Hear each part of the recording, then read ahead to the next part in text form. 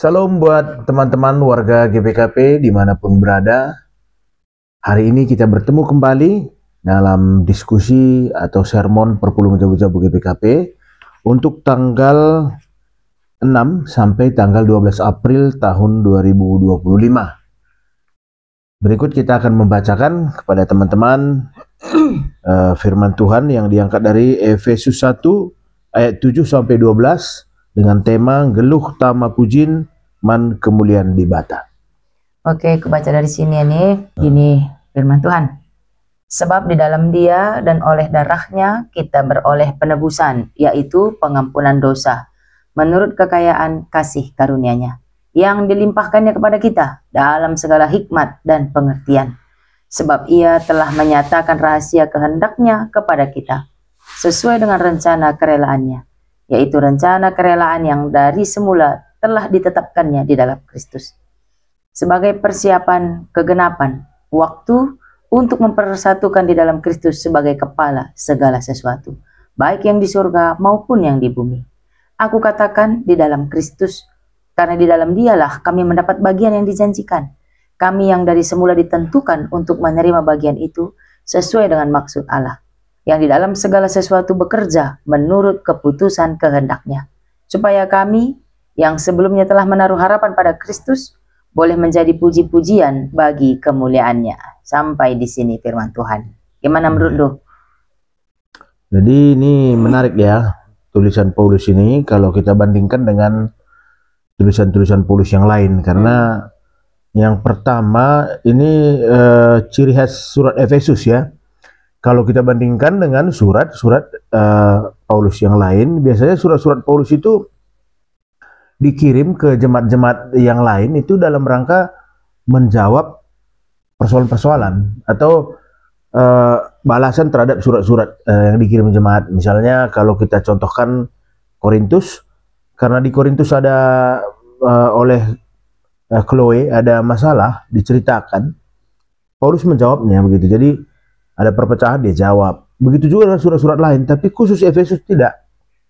Karena di Efesus ini Paulus semacam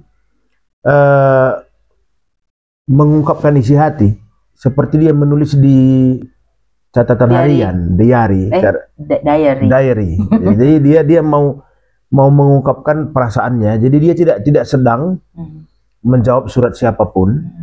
Dan surat Efesus itu ditulis Paulus waktu dia di penjara. Sepertinya bagi Paulus itu, ya itulah kehebatan Paulus ya. Dia mampu mengelola pikirannya.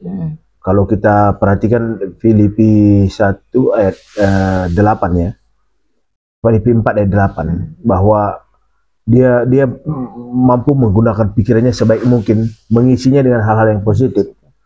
Jadi waktu dia di penjara di Efesus, justru dia merasakan atau mungkin menyediakan waktu untuk mengingat betapa luar biasanya Allah bekerja untuk hidupnya, betapa berharganya dia. Itu yang dia tuliskan. Jadi kalau kita baca nanti surat Efesus ini, dia banyak menceritakan bahwa dia ditebus dengan harga yang sangat mahal oleh darah Kristus. Ternyata dia sangat berharga, itu yang dia tulis.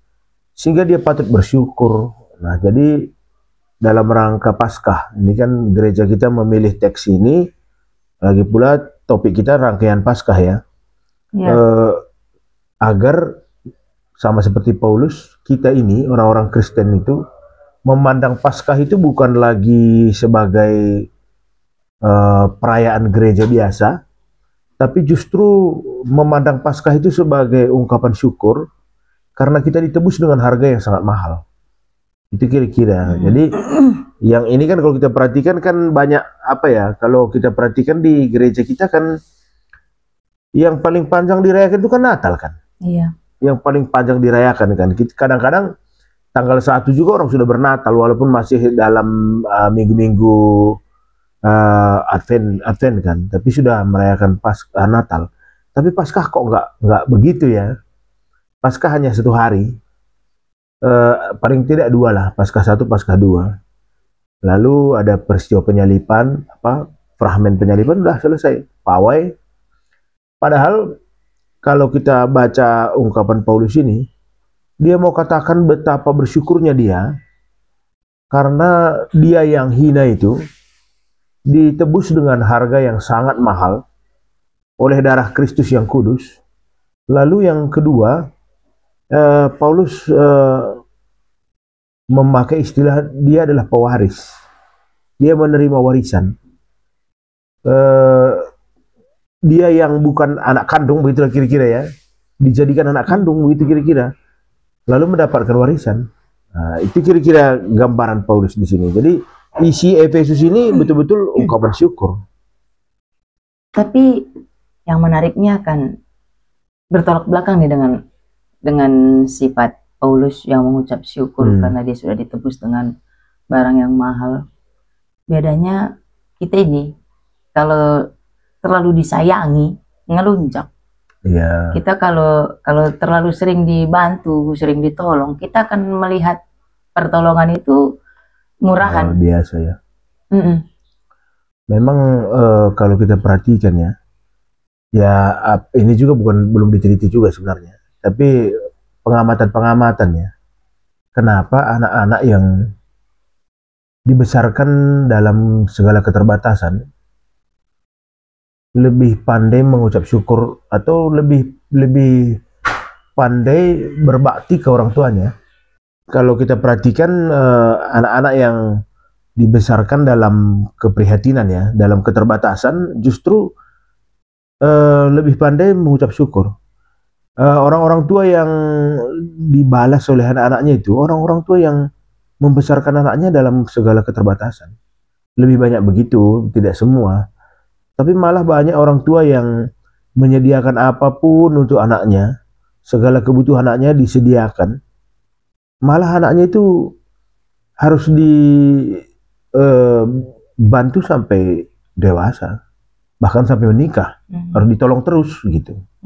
Ada nggak kamu perhatikan begitu? Ya memang belum kita teliti sebenarnya, tapi sepintas kita amati di jemaat-jemaat gitu tuh begitu ya. Sampai orang tuanya yang sudah tua pun harus terus menolong. Harus menolong terus. Tapi ada anak yang oleh orang tuanya misalnya ya SMA 2 pela butur biaya kami nakku katanya kan. Sampai si anak ini harus nyari kerja tambahan. Nyari kerja tambahan. Bisa miara babi di rumah orang. Numpang-numpang ke sana kemari untuk makan. Untuk tamat SMA saja susah. Kuliah juga banting tulang ya kan sambil kerja. Setelah dia sukses, dia tahu berterima kasih ke orang tua itu. Tapi ada anak yang segala kebutuhannya disediakan. Mudah lah, bisa dibilang mudah lah. Apapun dimintanya ada. Apa yang dia mau disediakan. Tapi sampai dia menikah, dia minta ditolong terus. Nanti kan berarti masalahnya kan pada ketidakmampuan mengucap syukur itu. Atau karena penderitaan yang dialami Paulus inilah yang membuat dia memang betul-betul bersyukur. Karena kan dia udah tahu pasti bakal dihukum mati ini. Udah nggak ada jalan keluar. Nggak ada jalan keluar. Jadi kembalinya pada bersyukur. Ini memang karena Tuhan aja. Gitu. Kemudian kan Paulus itu kan kalau kita lihat jalan hidupnya ya. Pertama yang pasti dia itu tubuhnya tidak sempurna.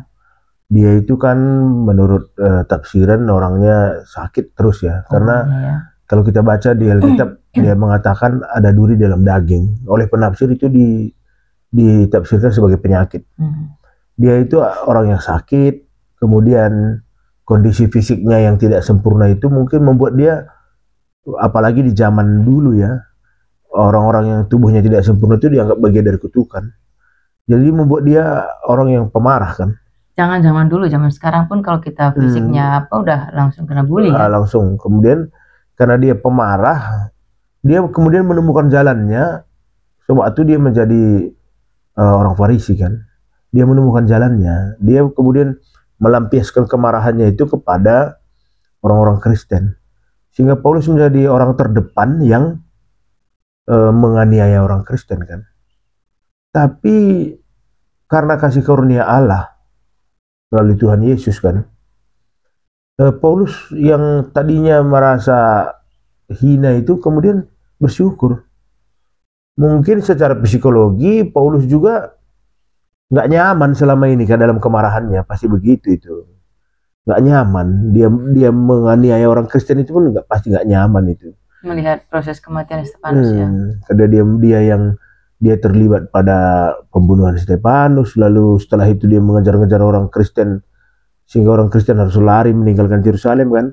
Bahkan dia mengejar terus sampai ke Damaskus kan. Dalam perjalanan itu dia ditemui oleh Yesus sehingga dia merasakan kasih karunia. Jadi kalau kita baca misalnya kan ayat 3 sampai ayat 6, dia menyampaikan dalam bahasa karo, terpujilah di bata Bapa Tuhan ta Yesus Kristus, sebab berdandankan persaudaraan antara Kristus enggo ipa supasuna kita. Nah, dia merasakan diberkati. Alur bagi-bagi pemere, pertendin silit ibasingan si meganjang. Ope denga i jadikan di bata donieda, ngoi pilihna kita jadi sekerajangena. Jadi dia merasa sebenarnya sebelum dia lahir pun, ketika dia masih dalam kandungan ibunya, dia sudah dipilih. Walaupun dia harus melewati berbagai fase kan untuk sampai kepada tahap dia menyadari, tapi dia sudah dipilih gitu. Gue pilihna kita jadi sekerajangena arah persaudaraan antara Kristus, gelah kita badia dengan laar salah ilbe-lebena. Karena dan kan kelengatena gue tetap kena, maka arah Yesus Kristus ia lo kena kita jadi anak-anakna. Eda mesinganatena dengan surah-surana. Terpujilah di bata, ardankan kini ulinda si mulia, si cidah kena man banta arah pemerena, ibasana nasi ikelengina. Nah, ada juga situ kalimat dia diangkat menjadi anak. Itu nanti hubungannya dengan warisan. Karena dia yang tadinya tidak layak mendapatkan warisan, kemudian mendapatkan warisan. Bayangkanlah kalau kita umpamanya kan, ada orang tua angkat kita. Kalau ada orang tua angkat kan nggak ada sekalipun terlintas dalam pikiran kita akan mendapat warisan kan. Lalu oleh orang tua angkat itu bilang, kamu juga anakku, ini warisanmu. Oh, luar biasa. Iya. Bagaimana gembiranya kan? Rezeki nomplok. Itu yang diceritakan Paulus. Kemudian ada satu lagi istilah yang Paulus pakai, istilah tebusan. Yang oleh kita itu agak sulit dimengerti, tapi oleh orang pada zaman Paulus itu dapat dimengerti dengan jelas. Karena di zaman Yunani itu banyak orang yang karena hutang atau karena kesalahannya kemudian dia menjadi budak di rumah orang lain dan tidak ada jalan keluar untuk lepas dari perbudakan itu kecuali ada yang menebus. Jadi kalau istilah tebusan bagi orang-orang di zaman Paulus itu dapat dimengerti dengan jelas. Ketika dia dibayar dengan uang tertentu, dia menjadi manusia bebas. Nah, Paulus merasa tidak ada yang bisa menyelamatkan dia kecuali ada yang menebus. Nah, ini kan menarik kan kalau kita bandingkan di perkembangan gereja kita, masih ada nggak menurut orang-orang yang bersyukur dengan statusnya di keselamatan ini? Masihkah dia tunjukkan ungkapan syukurnya gitu kan? Atau sudah biasa-biasa saja? Misalnya kalau apa kan contoh, pernah nggak bertemu jemaat yang begitu bersuka citanya gara-gara hutangnya dilunasi awalnya? Ya pasti ada lah, kayak film apa dulu itu, ya demi konten lah, stempel lunas. Iya ada dulu ya, apa ya dulu sering begitu ya acara ya. Yang baju putih dia bawa koper. Utangnya dilunasi. Lunas. Bagaimana gembiranya dia? Tapi gini nih, kalau kita punya utang nih, lalu dibayar lunas, kan kita bahagianya luar biasa kan, sampai nangis bahagia, kan udah lunas, udah stres mikir gimana. Besok ngutang lagi nggak? Nah itu juga bisa diangkat ya. Takutnya dia ngutang lagi. Jadi nanti stres lagi. Maksudnya hubungannya dengan ini gimana?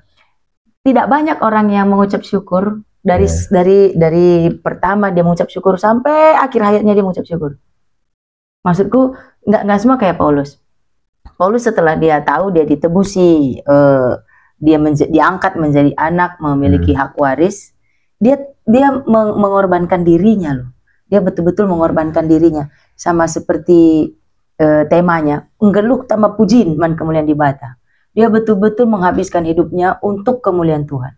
Tapi enggak seperti kita yang sudah dilunasi utang kita, utang uang dulu ya.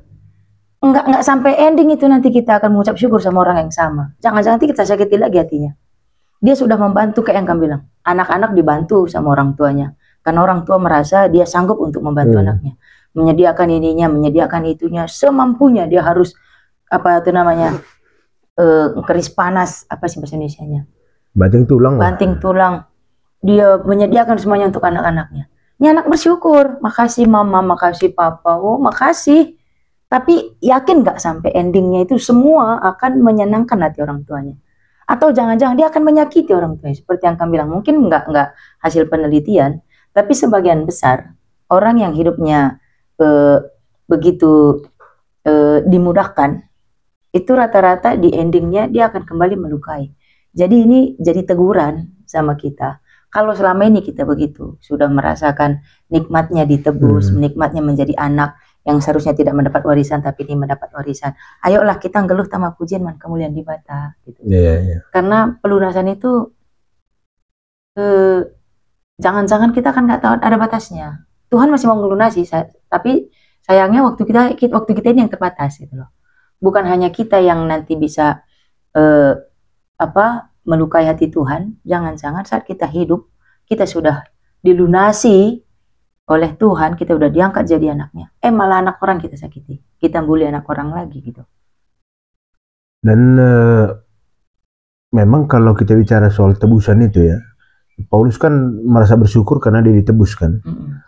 Kalau kita kan kamu kan pernah melayani kita pernah tinggal di Runggun Payaiti kan. Kalau aku nggak pernah dapat informasi dengan kampung-kampung lain, tapi di Payaiti itu kan ada kahul ya waktu itu. Iya. Di Payaiti kita nggak ketemu tapi dapat cerita bahwa di Payaiti itu dulunya ada kahul kuta. Kahul kuta itu seekor kambing jantan yang besar ya. Lalu itu dianggap sebagai kahulnya desa itu. Artinya dialah semacam kalau kahul itu kan semacam penebus lah itu. Dia sebagai ganti. Jadi penolak bala lah. Iya. Jadi kalau kambing itu ada di kampung itu dia dimanjakan oleh semua penduduk kampung kan. Nggak ada yang berani memukul, nggak ada yang berani mengusir. Kalau kambingnya itu ibaratnya masuk ke rumah gara-gara pintu rumah terbuka, lalu ada nasi di situ umpamanya, dia makan, udah dibiarkan saja. Bahkan ceritanya ada satu penduduk kampung itu yang karena emosi memukul ya, lalu sakit kan, terpaksa pindah dari kampung itu. Itu yang dalam konsep kita, Tuhan Yesus adalah kahul dalam bahasa Karo kan. Kahulta, Yesus adalah kahul kita. Maksudnya kalau begitu kan mudah sebenarnya buat orang Karo di beberapa daerah tertentu untuk memahami makna penebusan kan. Karena mereka mengenal konsep kahul itu. Jadi kambing itu sengaja dibesarkan di situ untuk mungkin secara sederhana, kalau ada penunggu-penunggu desa mau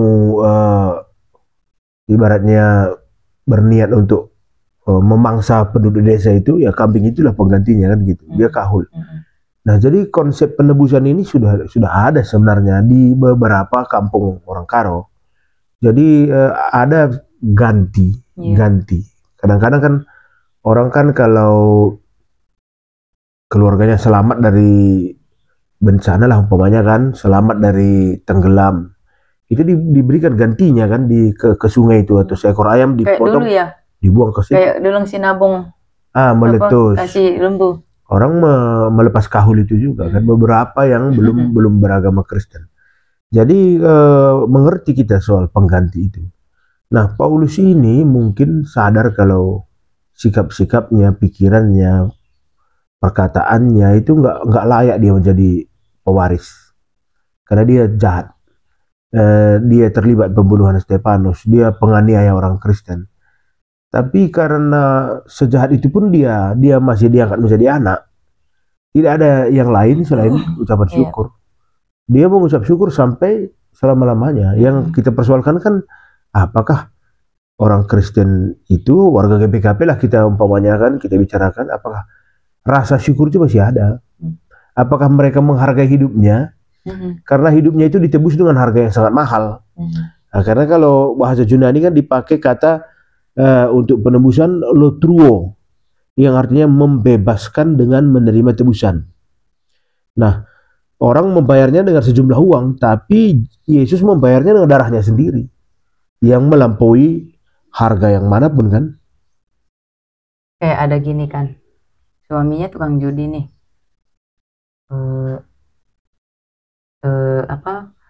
sepeda motornya juga sudah ditahan.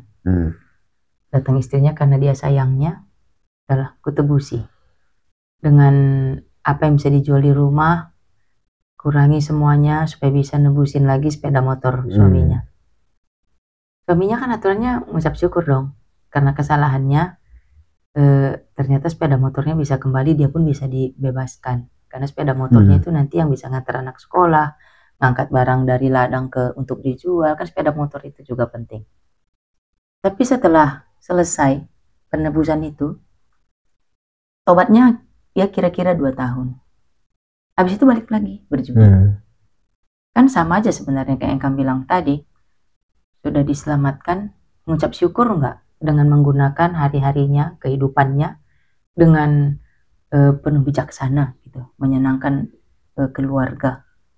Gak usah menyenangkan Tuhan dulu deh, menyenangkan keluarga aja dulu gitu. Berhenti berjudi, narkoboy, kita hentikan dengan alasan bahwa orang tuaku, keluargaku masih mencintaiku. Tapi ya mungkin saat ini inilah jadi target kita.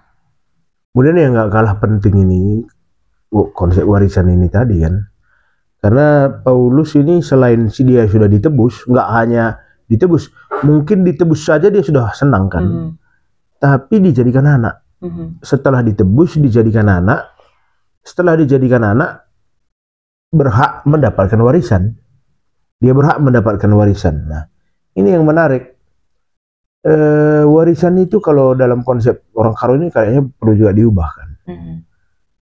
Kebetulan kita mau memperluas bahasan ini, karena di kalangan orang Karo banyak itu masalah seputar warisan ataupun tading-tadingan. Banyak pertengkaran orang Karo. Anak-anak itu merasa berhak atas warisan, merasa berhak, walaupun orang tuanya belum pergi, dia sudah merasa berhak. Sementara Paulus, kenapa Paulus bersyukur? Kuncinya pada dia merasa tidak berhak. Dia merasa tidak berhak mendapatkan warisan, tapi diberi warisan. Itu yang lompat-lompat ya kan? Itu yang membuat dia girang kan? Itu yang membuat dia bersyukur. Karena memang konsep warisan secara teologi itu adalah bonus. Warisan itu betul-betul berkat. Sehingga ketika orang mendapatkan warisan, dia mengucap syukur. Yang terbalik itu kan di kita kalangan orang Karo ini, ketika warisan itu kita anggap hak kita, sehingga ketika jumlahnya tidak sesuai seperti yang kita pikirkan, hilang rasa syukur kita. Apalagi konsep anak laki-laki, anak perempuan. Anak laki-laki merasa paling berhak mendapatkan warisan. Begitu orang tuanya mencoba adil, misalnya ada anak laki-laki, anak perempuan, dibagi secara merata, anak laki-laki marah. Setelah pembagian warisan yang terjadi perpecahan keluarga, tidak ada rasa syukur. Kalau misalnya kita berpikir seperti Paulus, yang memang dia merasa tidak pantas untuk ditebus, tidak pantas juga dijadikan anak, dengan demikian tidak pantas juga menerima warisan, tapi dia dipantaskan, dia menjadi sangat bersyukur. Kan di situ kuncinya. Dia menjadi sangat bersyukur. Itu betul-betul bonus yang tidak pernah dia bayangkan. Dia nggak pernah bayangkan akan terima, tapi kemudian dia terima, dia bersyukur. Nah, ini yang membuat dia menjadi pikirannya menjadi unik kan kalau kita baca. Walaupun Paulus menjelang dihukum mati, pikirannya tetap positif. Dia tetap positif. Bahkan memandang kematian pun dia berbeda kan dengan kita. dia merasa hidup adalah untuk Kristus, mati sebuah keuntungan. Karena ketika mati dia bertemu dengan Kristus. Nah, kenapa orang-orang karo kurang bahagia? Padahal orang tuanya berjuang meninggalkan warisan ke dia kan. Karena dia nggak bersyukur. Nah ini juga kunci, kayaknya perlu juga dibagikan ke warga GBKP dimanapun berada, supaya kita kan akan mendapatkan warisan juga dari Kristus kan. Pantas nggak kita mendapatkan warisan itu? Dengan perbuatan dan cara berpikir kita. Dengan perbuatan dan cara berpikir kita pun kita dilayakkan untuk mendapatkan warisan, ya bersyukur. Kan mestinya dalam kehidupan kita sebagai orang karo yang masih tinggal di dunia ini juga maunya berpikir begitu kan. Ketika ada orang tua yang berjuang untuk membatasi dirinya supaya ada yang tersisa ke anaknya. Kan bisa aja dihabiskan aja, itu bisa juga kan. Tapi dia mencoba untuk irit supaya nanti ada yang ditinggalkannya ke anaknya dengan harapan anaknya bahagia. Tapi anehnya begitu dia pergi, anaknya bertengkar, saling menggugat di pengadilan. Nah ini pengembangan ya. Atau ada lagi yang lain kita lihat ini. Jadi kalau kita perhatikan di sini hanya itulah ya poin-poin dalam PJJ kita ya. Selain yang pertama Paulus mengucapkan syukur, itu yang perlu kita bagikan. Kemudian yang kedua konsep penebusan. Kemudian yang ketiga itu konsep warisan. Jadi itulah yang kita hubungkan dengan Paskah. Jadi Paskah itu kan sebenarnya kesempatan kita mengenang bagaimana Allah mengorbankan dirinya untuk menebus kita. Itulah makna Paskah yang tidak boleh lupa. Kemudian selain dia menebus kita, Paskah itu juga mengingatkan kita telah diangkat menjadi anak, lalu berhak atas warisan. Itulah dia. Atau kita perjelas ketika membahas ini diskusi ya. Nah, kita ada dua pertanyaan diskusi. Yang pertama, repalaskan teks perpuluhan jabu-jabu unta warienda, kai ngedasarna kita jadi perkakas liba tegunar saksi manjal masintrem karena kekelengenna. Apa dasar bagi kita sehingga kita kemudian memilih untuk bersaksi? Apa yang kita rasakan, kira-kira begitu ya? Ya sebagai ucapan syukur lah. Ya syukur. Maka kita ya bisa bersaksi. Kita mau juga orang bersyukur, rasa syukur yang kita miliki ini menjadi milik orang juga kan? Iya, kita kita tularkan ke orang. Karena memang katanya ada ungkapan orang yang paling kaya itu adalah orang yang bersyukur. Karena rupanya ukuran kekayaan itu bukan pada jumlah harta yang kita miliki. Karena ternyata ada orang yang hartanya melimpah tetap belum bahagia. Belum bahagia. Kenapa belum bahagia? Karena dia belum bersyukur. Dia masih belum puas. Jadi kan tingkat kepuasan kan. Sama seperti istilah dari dunia spiritual ini. Kapan waktunya kita tiba pada satu titik kita merasa cukup. Ketika kita nggak pernah merasa cukup, ya kita nggak pernah bersyukur. Tapi ada beberapa orang yang hidupnya sederhana tapi dia sudah merasa cukup. Oke lah, segini saya sudah cukup gitu. Dia senang. Dia sudah merasa sampai ke puncaknya. Sementara ada yang tidak pernah puas sehingga merasa tidak pernah sampai ke puncak. Hidupnya tidak pernah bahagia. Tidurnya nggak pernah nyaman. Kayaknya nggak sedikit politikus yang kita tahu dia sudah punya ekonominya cukup, kedudukannya juga cukup, menurut kita cukup. Ya ukuran Indonesia sudah cukup lah gitu ya. Istri satu kan cukup nih, dia cari lagi selingkuhan. Berarti istri satu nggak cukup. Berarti nggak cukup ya. Nggak bersyukur. Itu ada apa itu harta ya tiga tah katanya kan. Untuk laki-laki itu harta, tahta, wanita. Kalau orang sudah punya harta, dia berpikir untuk mendapatkan tahta. Jadi dia mencoba untuk jadi pemimpin. Setelah dia mendapatkan jabatan, kemudian dia merasa istrinya kurang, gitu kan? Atau sebaliknya, orang yang sudah mendapatkan jabatan menggunakan jabatannya untuk mencari harta atau mencari wanita. Jadi bertukar-tukar tiga ta itu. Ganta. Kita masuk ke soal nomor 2 ya. Yang kedua ini sebenarnya aksi. Coba si diskusikan kai aksi entah secara keluarga, runggun, tapi sektor guna meningkatkan kinitikan berbasis Alkitab. Nah, jadi maksud si penulis ini iman kita maunya berdasarkan apa yang tertulis gitu. Yang tertulis, yang akarnya datang dari Alkitab. Misalnya seperti Paulus ini kan, kita melihat kisahnya dalam Alkitab, membandingkan ke kisah kita, oh kita rupanya belum bahagia ya, karena nggak seperti Paulus ini. Meskipun dalam penjara, itu kesempatan dia mengungkapkan betapa bersyukurnya dia gitu. Kalau kita, ya pengalaman kita lah jadi pendeta kan, aku nggak pernah melihat jemaat yang kita kunjungi ke LP itu bahagia. Nggak pernah ada satupun jemaat kita yang kita kunjungi di LP itu menyambut kita, oh mari, kubaskan, aku minum, nggak ada. Kalau kita kunjungi orang di penjara, semua muka putus asa, stres, apalagi jam besoknya sudah mau habis, oh mulailah dia menangis kan, karena sebentar lagi kita pergi. Tidak pernah ada yang bahagia. Paulus bahagia meskipun di penjara. Cara berpikirnya itu kan. Nah, ini maunya kata si pendeta Julianus Barus ini, bagaimana kita meningkatkan iman berdasarkan apa yang tertulis dalam Alkitab. Kadang kan orang imannya itu kan tidak berdasarkan apa yang tertulis dalam Alkitab kan.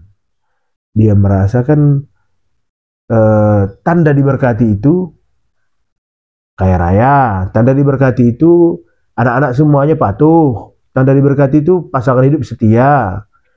Kan begitu. Rupanya Paulus meskipun dalam penjara dan sebentar lagi dihukum mati, merasa diberkati. Tanda diberkati itu semua doanya terkabul. Terkabul, apa yang dia mau dapat. Kan dia berdoa, jadi. Nah, rupanya Paulus menjelang dihukum mati pun masih bahagia. Masih merasa diberkati. Paulus sendiri berdoa supaya duri dalam dagingnya dicabut ya. Nah, dan tidak diberikan. Tetap bersyukur. Jadi memang unik juga ya kalau kita lihat rasul-rasul ya. Petrus disalibkan kan. Stefanus dilempari dengan batu. Paulus dipenggal kepalanya. Yohanes dibuang di pulau terpencil, di pulau Patmos sampai akhir hidupnya. Nggak ada yang bahagia kelihatannya secara dunia, tapi apakah mereka tidak bahagia? Bahagia. Jadi ukuran yang kita pakai seringkali bukan yang tertulis di Alkitab. Iya.